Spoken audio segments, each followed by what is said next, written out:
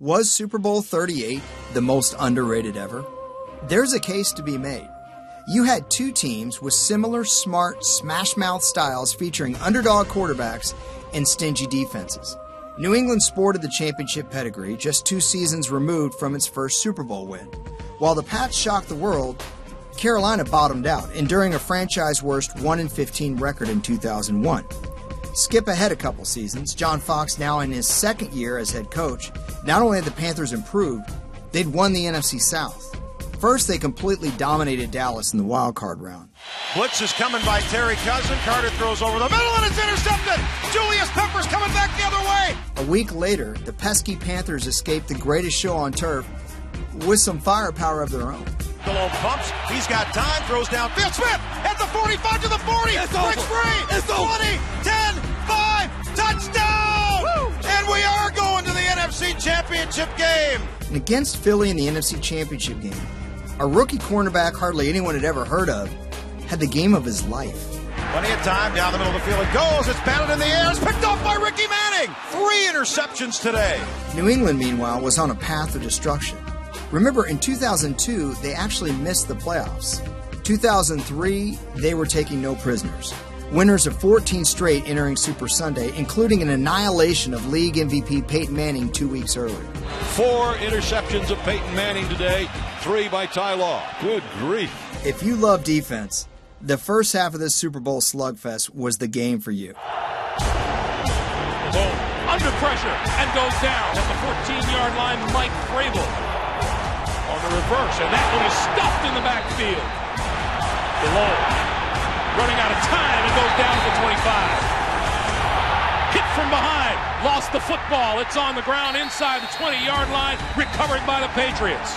Through their first 6 drives, Carolina's offense stalled its way to -7 yards on 21 plays. And New England wasn't much better. In fact, this was one of their best offensive plays up to this point.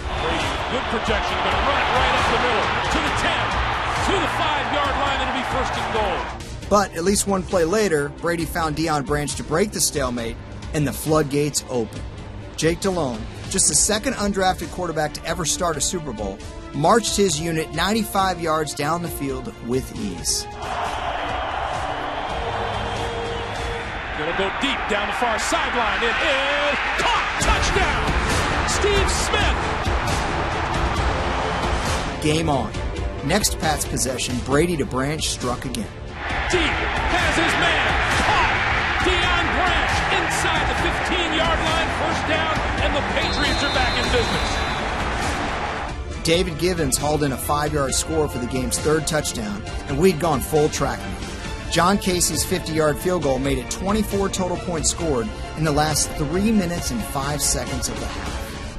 After a notable halftime performance, the game fell asleep again with both defenses pitching third-quarter shutouts. 14-10 New England was our score heading into the 4th. Cue up the fireworks. From the 2, right side, touchdown Antoine Smith. Walker breaks through, 30, still on his feet, 20, 10, 5, touchdown.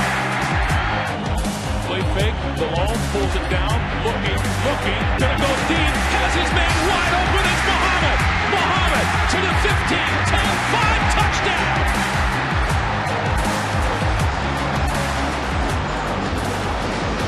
This is against Bill Belichick's talent-loaded defense, mind you. The Pats hadn't trailed since week 12 of that season. Law, Harrison, Seymour, McGinnis, Bruschi, Vrabel, all torched by Jake Delhomme? It's hard to fathom. Now it was Brady who was trailing, needing to make clutch plays on the game's biggest stage. Brady looking to throw it. Touchdown! Mike Vrabel. That was one of Mike Vrabel's 2 career Super Bowl touchdowns. He's a linebacker. I mean, that's more than this guy, or that guy. Great game for Vrabel, by the way. 2 sacks, a forced fumble, and that score. In fact, this was shaping up to be one of the most dynamic Super Bowls ever, especially when Carolina had to drive 80 yards to tie it, and they did. As fantastic as this game was, I'm not quite sure what happened defensively here. Big blitz, throwing to the end zone, touchdown!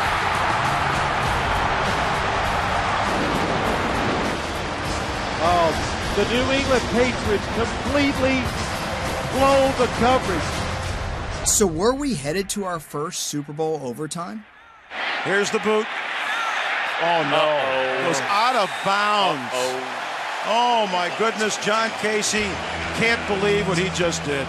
It may have only been a kickoff, but that was one of the biggest blunders in Super Bowl history. John Casey's errant kick gave Brady phenomenal field position, meaning Brady would only need a couple of big throws to get New England in range. He got them. But let's be clear.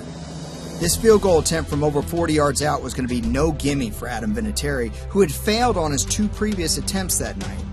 Here's his third try with 9 seconds on the clock. The Patriots looking for a second Super Bowl title in 3 years from 41 yards. Looks good.